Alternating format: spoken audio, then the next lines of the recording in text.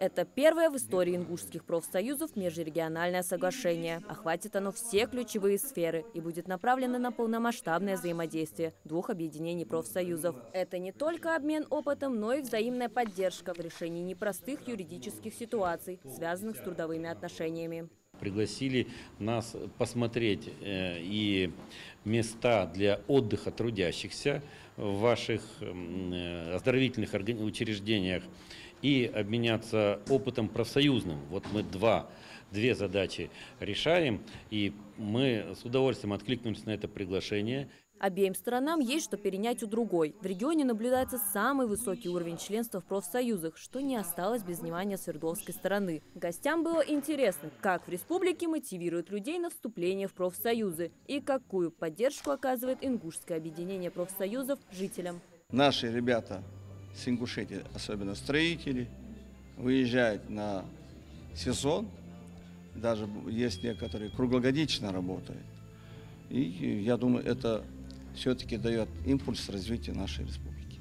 Но речь идет не только о трудоустройстве и социальных гарантиях, но и, к примеру, о программе дисконта, которая позволяет членам профсоюзов экономить на том же походе в ресторан, сдаче медицинских анализов или санаторном отдыхе. Такие программы влияют на желание людей быть частью профсоюза.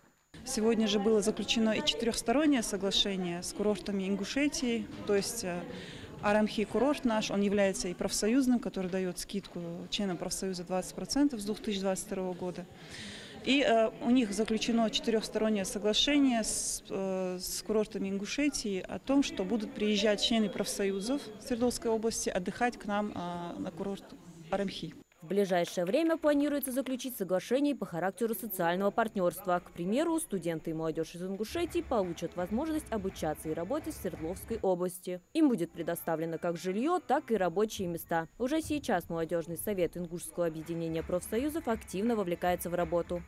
Председатель Федерации профсоюзов Свердловской области Андрей Ветлузский лично пригласил наш профсоюзный актив на предстоящие молодежные программы в 2025 году.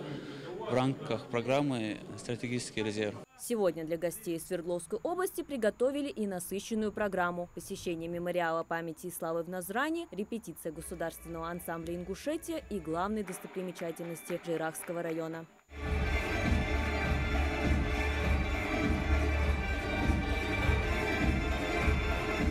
В 2015 году в Екатеринбурге уже было подписано соглашение между Ингушетией и Свердловской областью, которое затрагивало сферы науки, образования, культуры и здравоохранения. Сегодня к этому соглашению добавилось новое, которое позволит еще больше развивать профессиональные союзы двух регионов. Мария Макиева, Магомед Яндиев, Магаз 24.